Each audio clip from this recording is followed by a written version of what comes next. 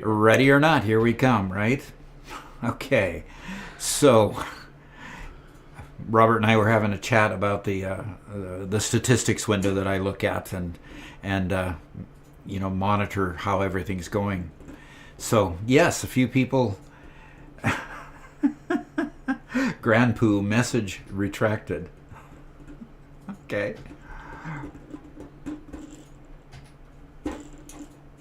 So, welcome to everyone. If you're not part of a Lindenwood class on blockchain, welcome. You're totally welcome to stay and participate. What you see is members of the class that are announcing who they are in case their login name is a bit different from their regular name. They'll tell me who their name, tell me what their name is so that we can take attendance. And so, were those students from Australia that joined us a couple quarters ago? We had a group of students that was pretty cool. from Australia that were regularly joining us during one live stream, and that was a lot of fun. Having their input from down under, so to speak. It was great. So, all right, we're getting a good number. It shows that we've got 11 viewers so far. 11 viewers, that's good. 10 of them joined, good. I wonder why the difference is this. 12 concurrent viewers in one place and 10 concurrent viewers in the other place. I think the chart just takes a while to refresh. I think we've actually got 12. Yeah, well, 12 people are here, so. Mm-hmm. All right. Just so that you know, when Robert takes the attendance, he's putting it into a spreadsheet for me. He does not have access to any of the grading or anything, so I mark the actual grading while he takes attendance on a spreadsheet. In case any of you were concerned, that concern's come up before. Your records are confidential. Nobody sees them but me. So that's the way we operate. So that's good. It was me who redacted the message. Okay. Very good. Okay. Well, hey, we're getting a good number here.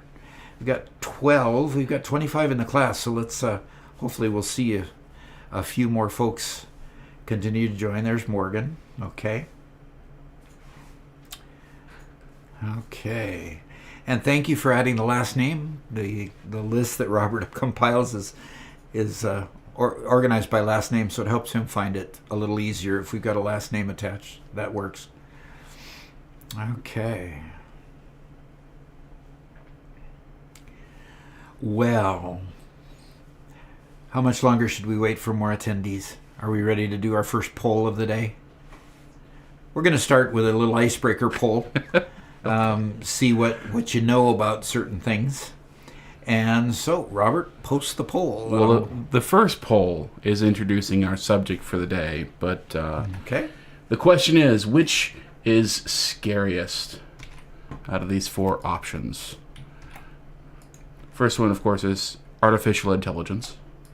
Second is central bank digital currencies. And the third one, which of course I wouldn't lean on you to all choose, is more Disney Star Wars. So which is the scariest of those three? Okay.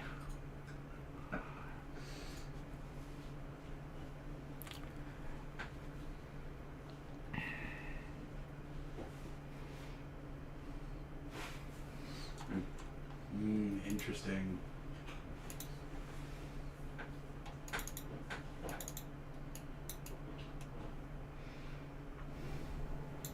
I have to say AI has been in the news a lot lately, especially with people doing less than ethical things about it. So it's definitely leaning on things a little bit.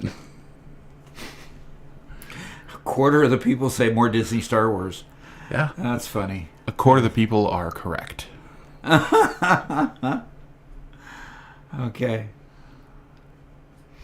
All right, we have 11 votes, and do we have 14 people in the class? Are we waiting for 3 more votes? I think we had 13, but... Okay, so somebody came and Missed the poll, but Okay. Well, at this point, I'm seeing 64%. So the majority is winning on artificial intelligence, which basically means that there's a lot of angst about what artificial intelligence is actually going to do rather than it just being this innocuous thing in the background. It's obviously getting a lot of press. And, of course, Elon Musk, is kind of the banner boy for pressing for everybody being cautious with with ChatGPT and all of the different forms of AI. So more Disney Star Wars came in second. Of course, Disney has managed to take a storied franchise and kind of run it into the ground with the ridiculousness of the last 3 movies that they did. And all the TV shows. And the TV shows, yeah. Well, Mandalorian wasn't too bad. No, it wasn't too bad. Yeah, I liked Mandalorian, but anyway. And then central bank digital currencies at 9%. So that will be interesting. So let's launch. Robert, you want to put me in presentation mode, and we'll kind of launch into our topics here. The main topic I want to talk about as we get started is a retraction of something that we said 2 weeks ago. And let me get my cursor into the right screen. Okay. That basically is the fact that I said that the U.S. Securities Exchange Commission had not approved that their system was hacked. Well, here is the post that Robert saw that said that, they were hacked, that it says the X account was compromised and an unauthorized post was posted. The SEC has not approved the listing and trading of spot Bitcoin exchange traded products, which would include ETFs. They call them ETPs because it could be more than just exchange traded funds. And then, as the Security and Exchange Commission is always wont to do, they love messing with the market. The next day, they post this article: Statement of Approval of Spot Bitcoin Exchange Traded Products. The X post, all we can suppose is that the initial post on X got out there too soon. And of course, the official word hadn't come out, so they issue a retraction. And then the next morning, they post this article. And so all of a sudden, we've got Bitcoin that gets really excited about it and goes up to 47,000. And then on the news that, no, it was fake. They're not approved. It goes right back down to 41. And it's languished between 39 and 41 since. So it lost all of the momentum and excitement of getting good news. Just because somebody mucked up at the SEC. And I imagine they're just not willing to admit that they mucked up by saying that their system was hacked. I think somebody just scheduled it for the wrong day. Had a scheduled tweet to go out, scheduled it for a day earlier than it was supposed to, and they've got egg on their face and they're not willing to admit it. Anyway, just my opinion. My frustration with this whole thing is this is exactly the kind of thing that they go after other companies for doing, manipulating stock prices, possessing insider information, that sort of thing. At one point, they're investigating, again, to bring up Elon, for making crazy tweets on Twitter, and oh my gosh, he's manipulating his stock price, and this is bad, this is illegal. And they themselves put out a tweet which manipulates Bitcoin prices, which they then retract and make all sorts of mess. I'm sorry, but they're doing the exact same thing they put people in prison for, and that's terrible. Or run up their legal bills for, whatever. Yeah. Okay. So my retraction is based on the way that the SEC mishandled the situation. So we've been seeing a lot of news on Bitcoin exchange traded funds. Since the time that this actual announcement came out, so about the last 2 weeks. So anyway, moving on to our next topic. The next topic, what I'd like to do is I'd like to use this article. Now, I'm featuring articles that were all submitted by you guys, and we had a lot of great articles submitted this last week. I must say that it was refreshing to see the wonderful articles that came out, because a lot of them were just spot on, exactly where they needed to be. This article from the World Economic Forum was posted. Blockchain is in from the cold, and stablecoins are set to change the financial system forever. Okay.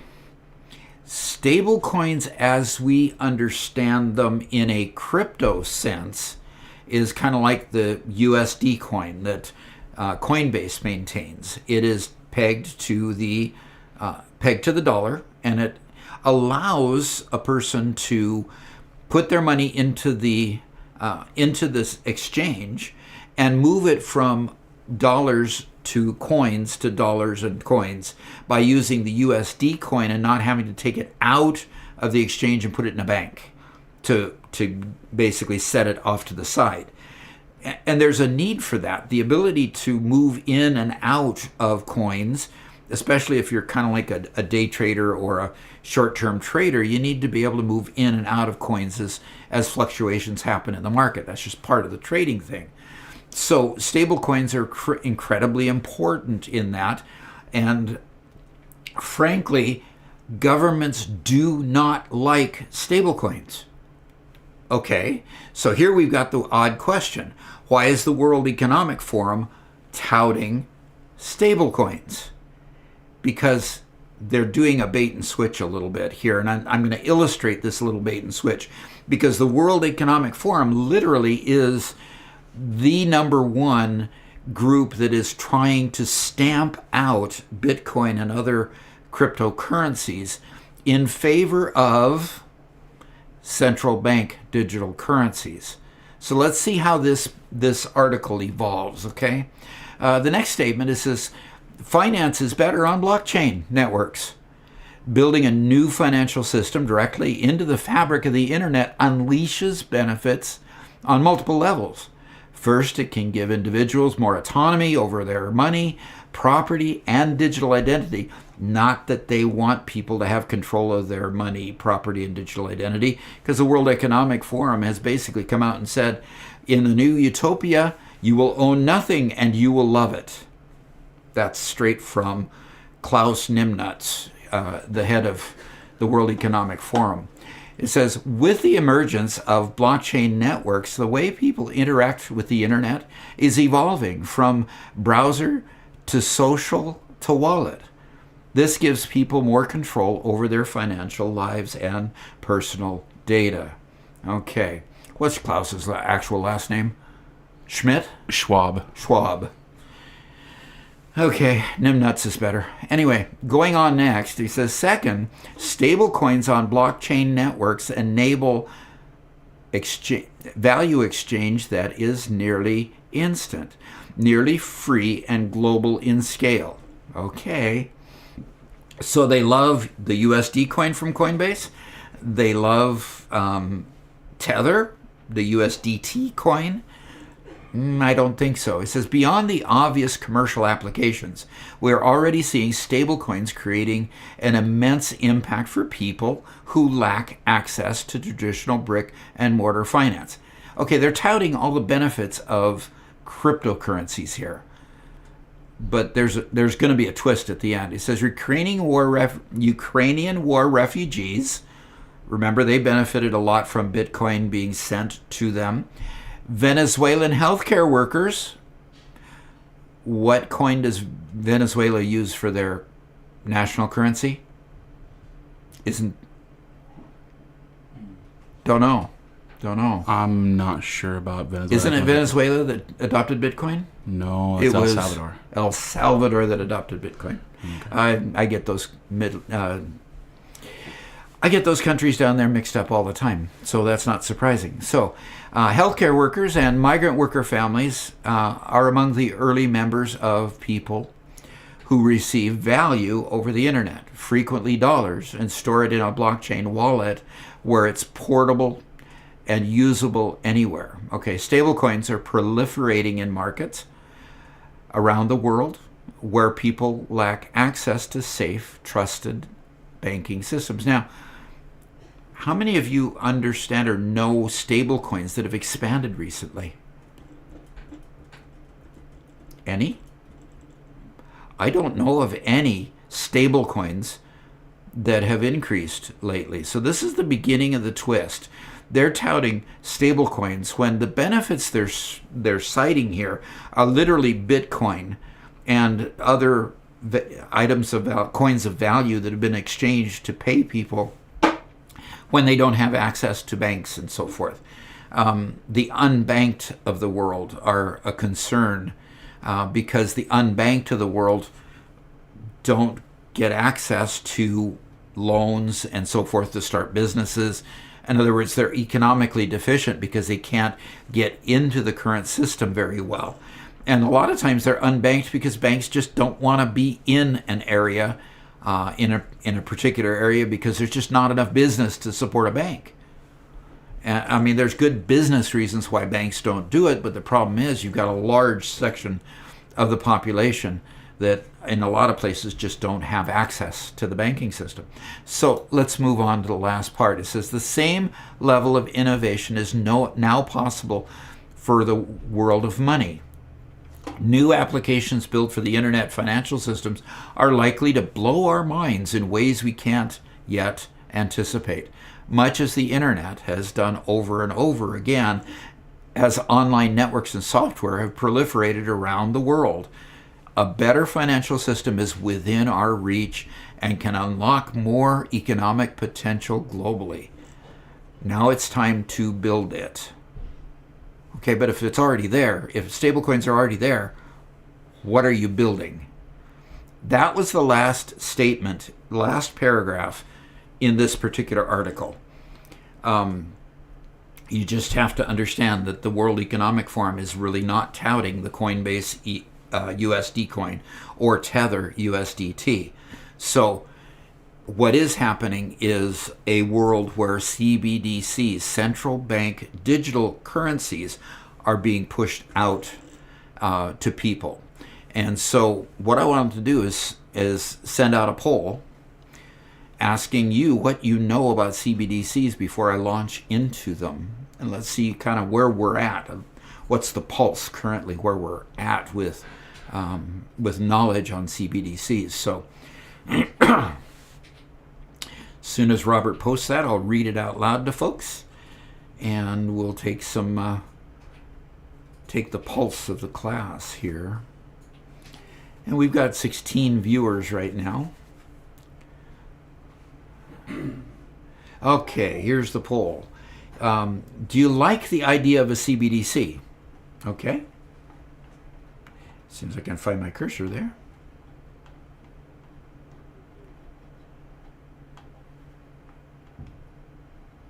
There it is. Ah, I found it. Okay. I haven't heard of it. Oh, 57%, 62%, 67%. Okay, that's rising. Yes, Bitcoin's promise fulfilled. Okay. And no, crypto cannot be centralized. And no, one world government, here we come. Okay. That is quite the spread. That is quite the spread. Yeah. But most people haven't heard of it. That's fine. Good. 12 votes in, I suppose, 7 of those votes are the 58% here. Mm-hmm. With 5 of the votes down here.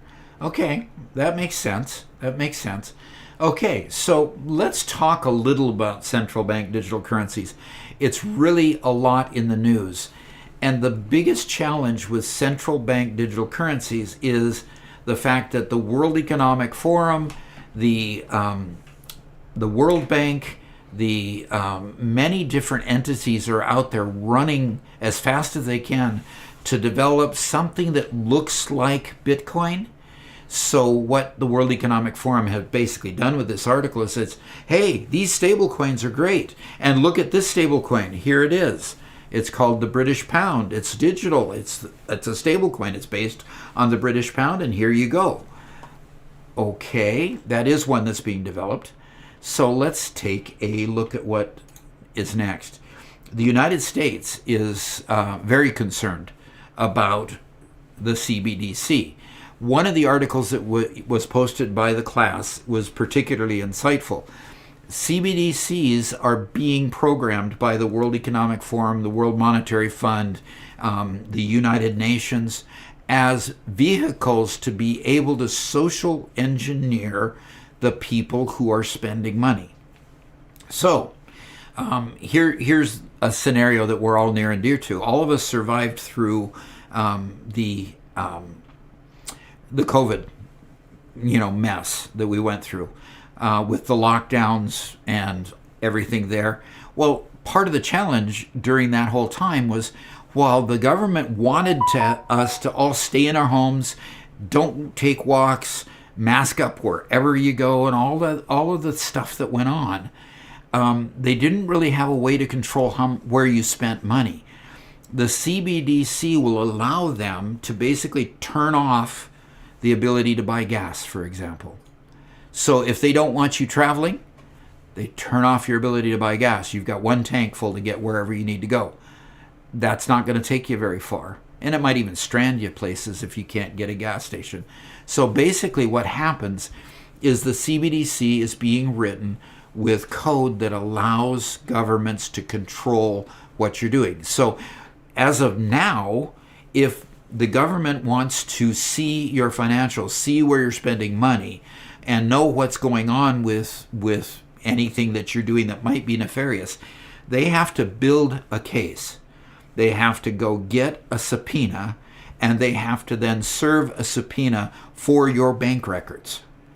Until they've gone through the process, which is labeled out in our Constitution that under illegal search and seizure, until they lay out that they've got a case and a need to see that information, they have to go get a subpoena for it.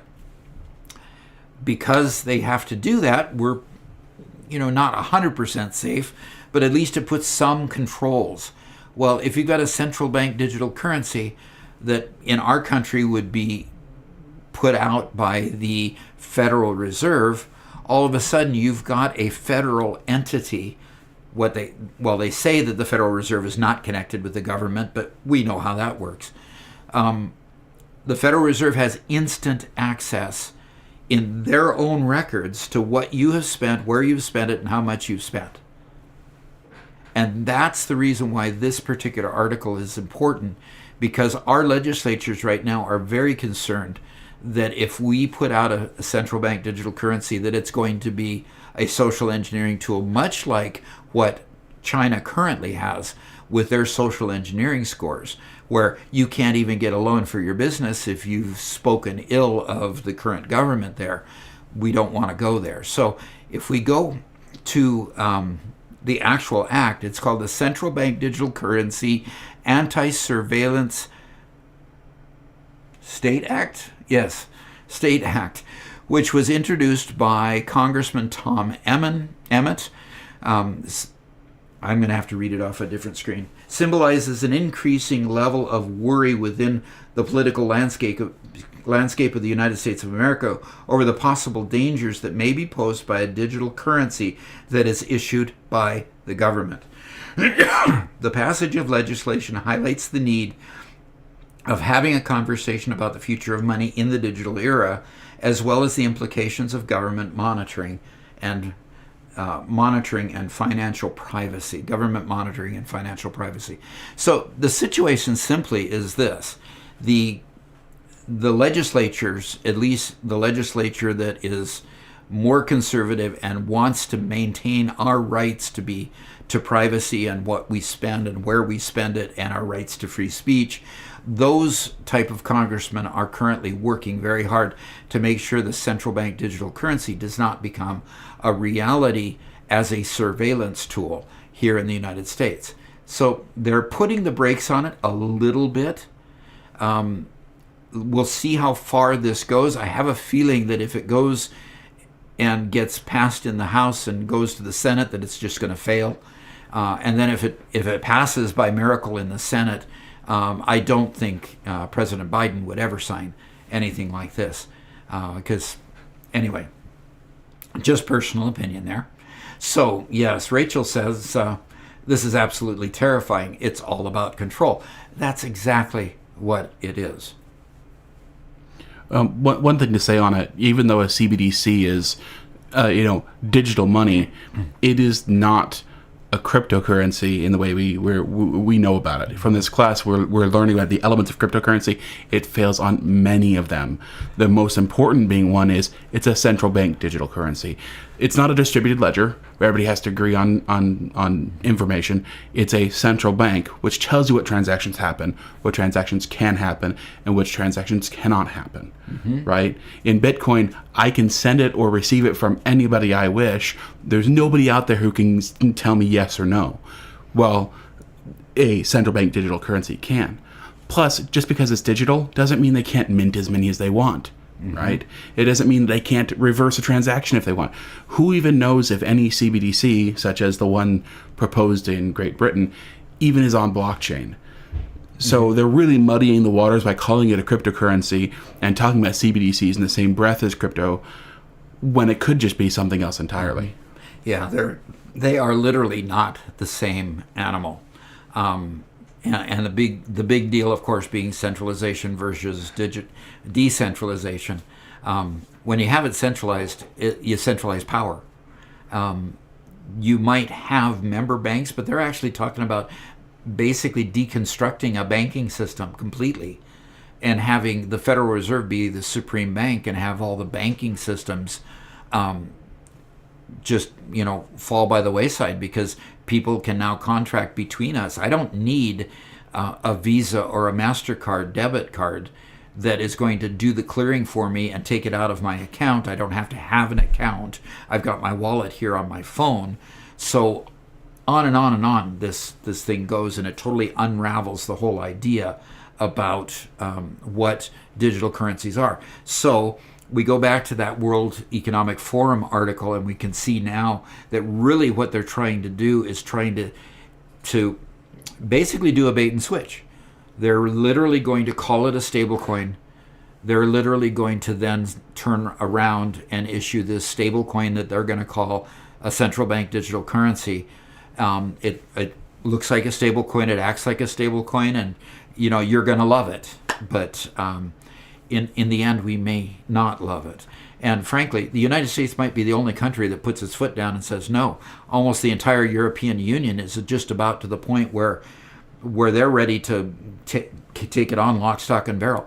They currently have a law that you cannot spend any more than $1,000 in cash for any purchase at an official place.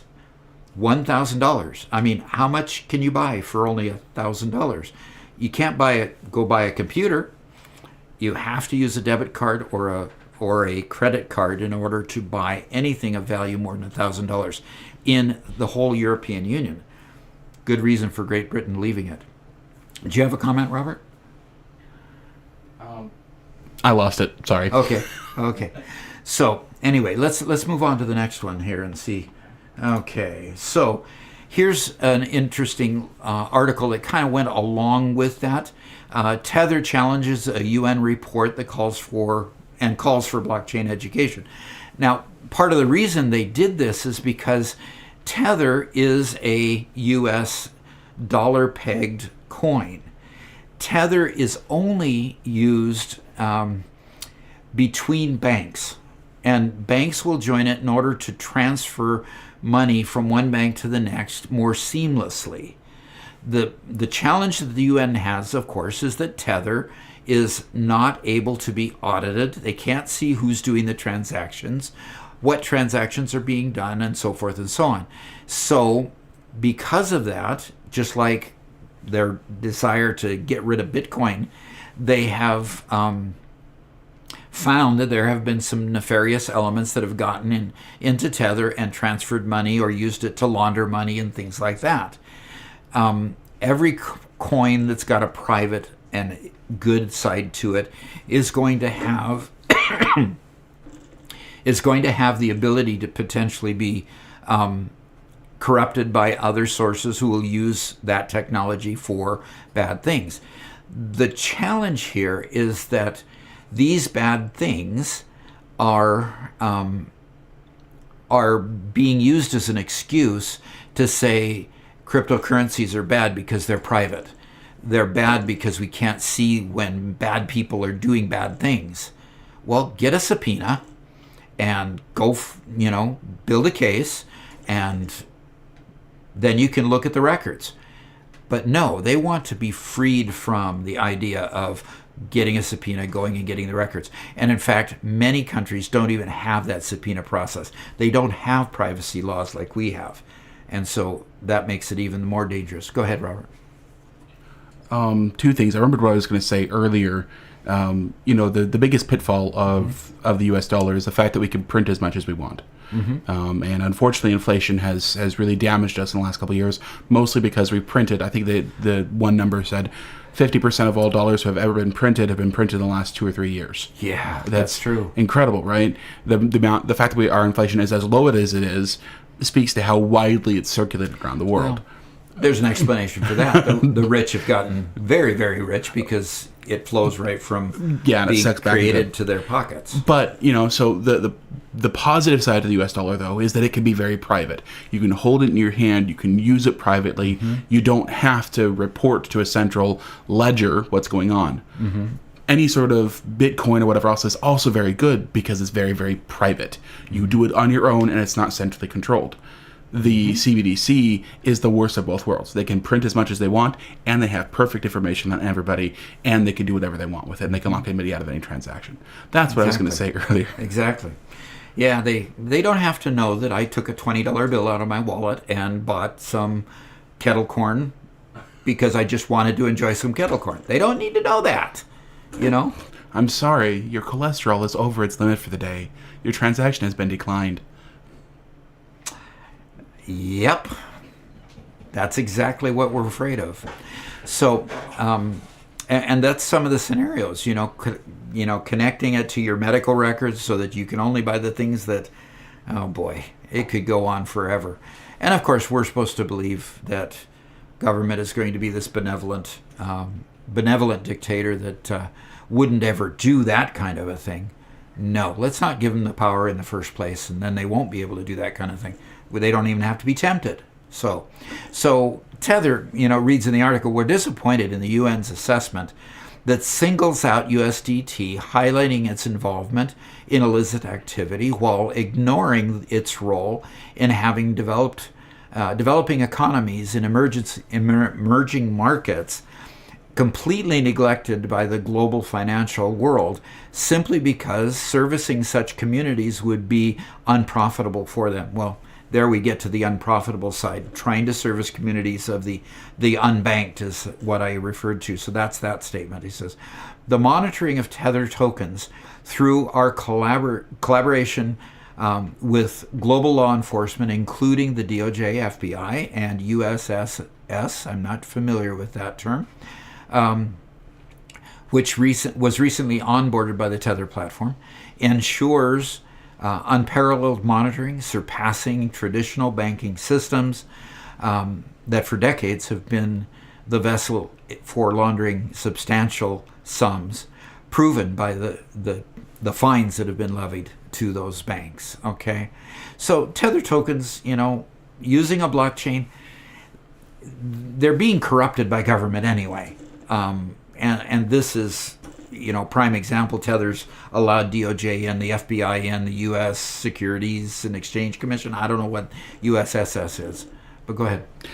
Secret Service, maybe? Oh, that sounds might weird. Be U.S. Secret Service? Could be. If anybody doesn't recall the story of the Silk Road that happened very early in Bitcoin's lifetime. Silk Road was a eBay-like site that was created on the dark web, selling things using Bitcoin.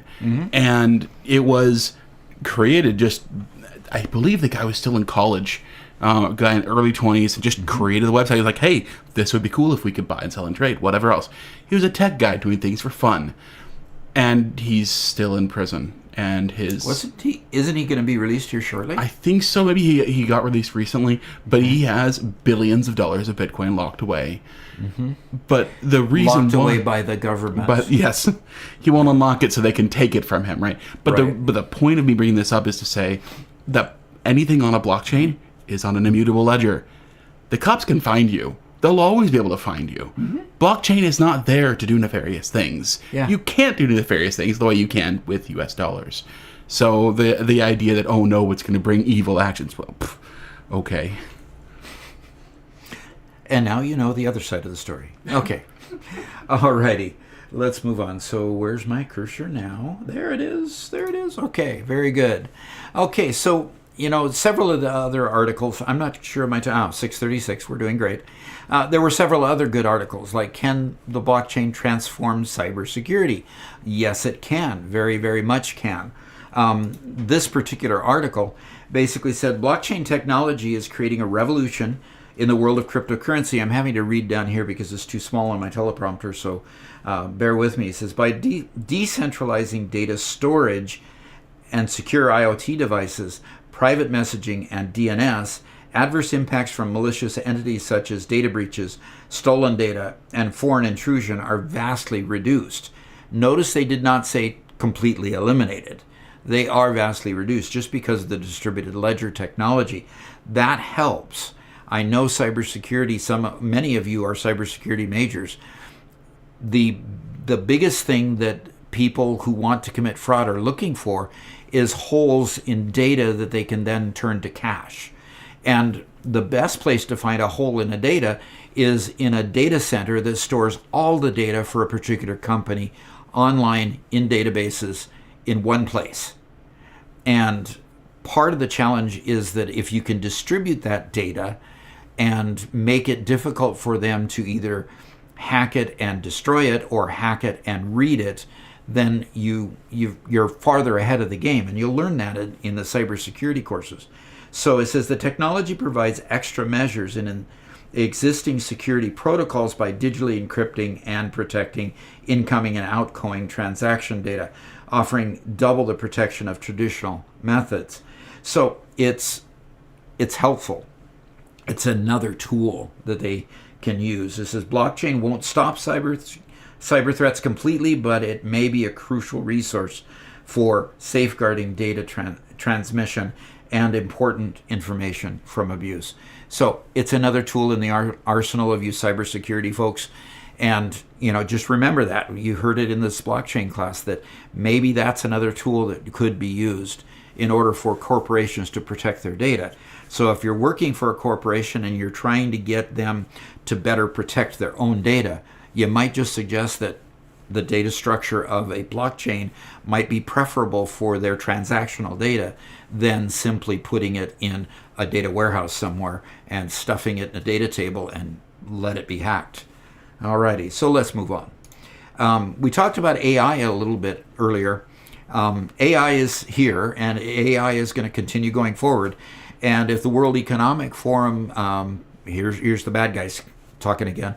If the World Economic Forum has their way, they're going to use AI to continue to reduce our freedoms throughout the world by automating everything at a split second to the point where you can't even get around it.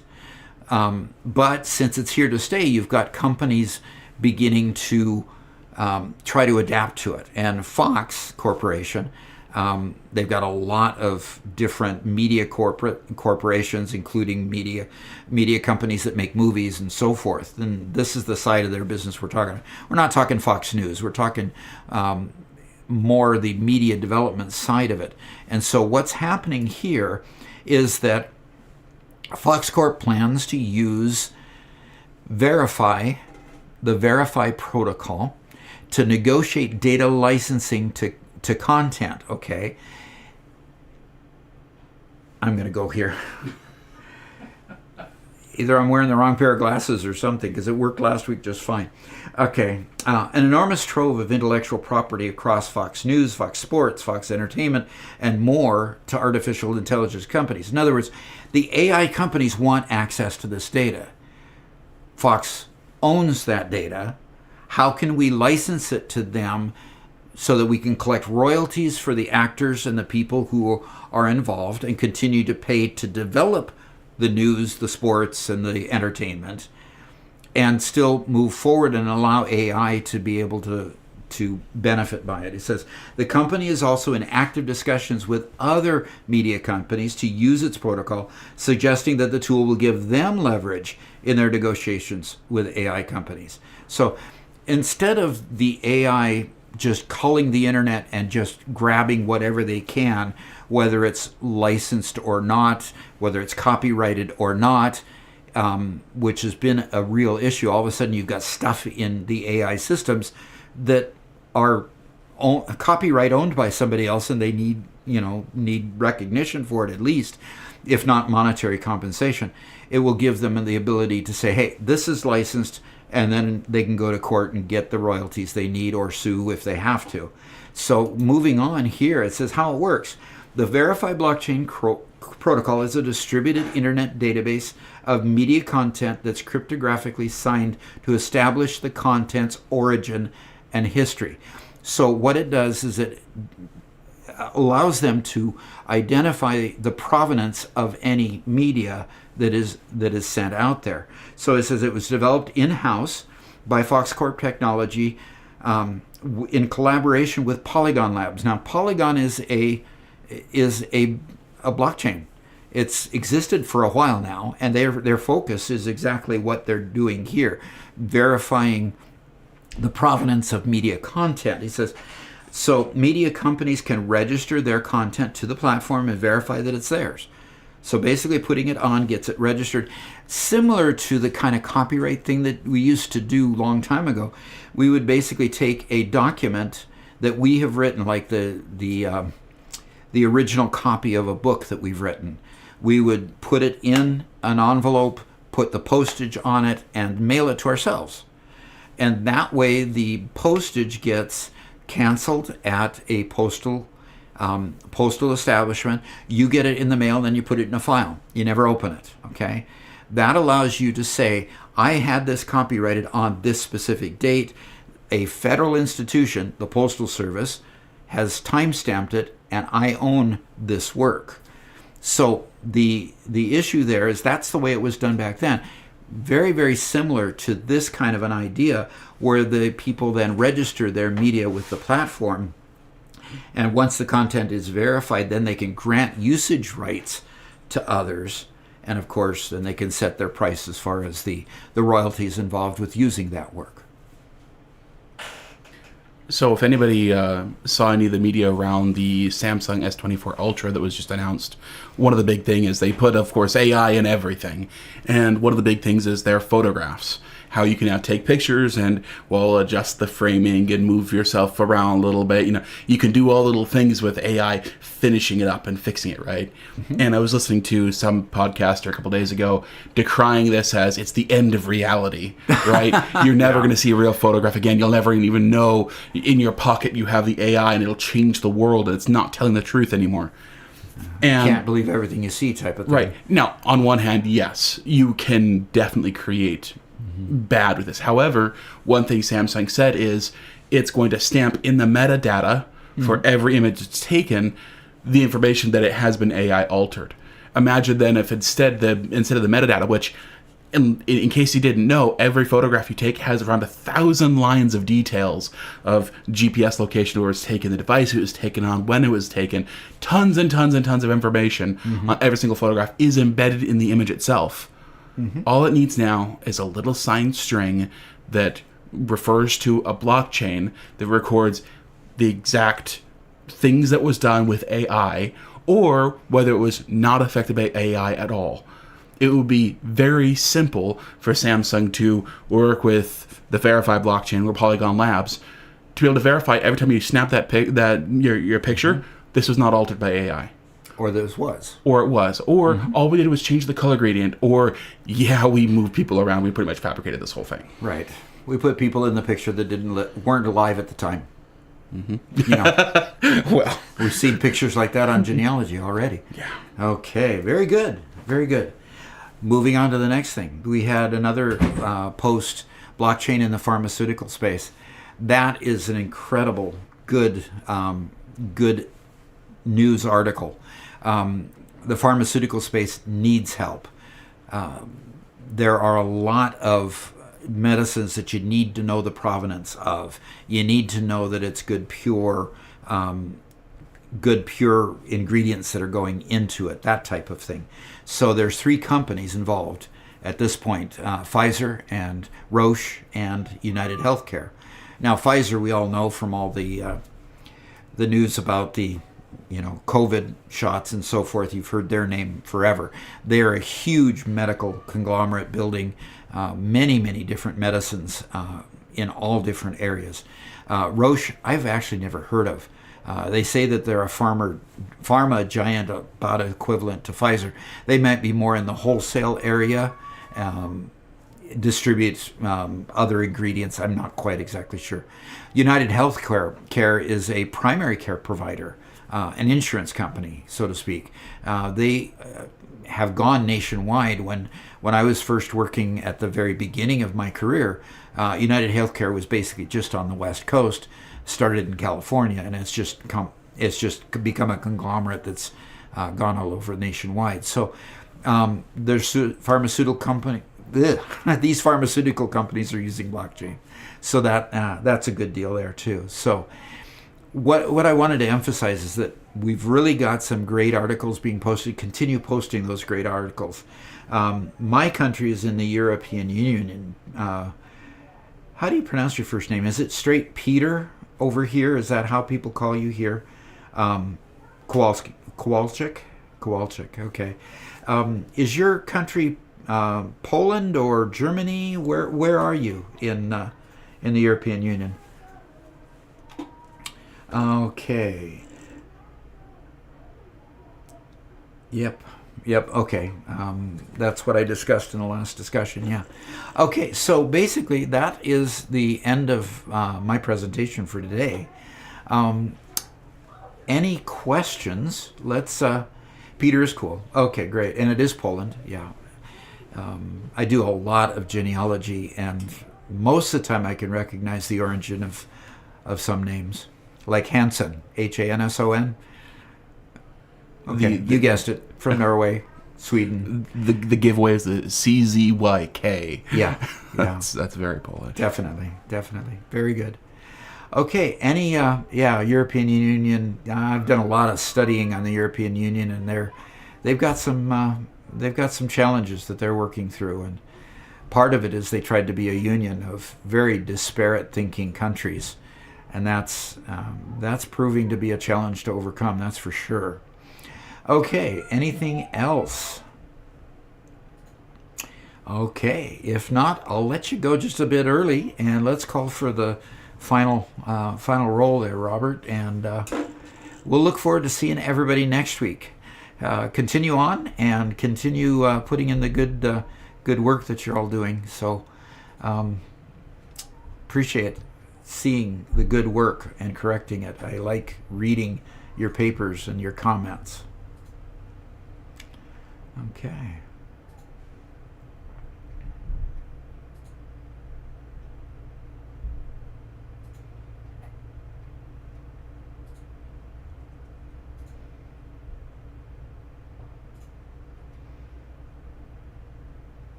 Okay. Alrighty, I'm not seeing any questions pop up, so I'm going to go ahead and turn my mic off. I'll keep looking at the text stream, the chat window, to make sure that I catch everybody. And we'll look forward to seeing you again next week. Bye.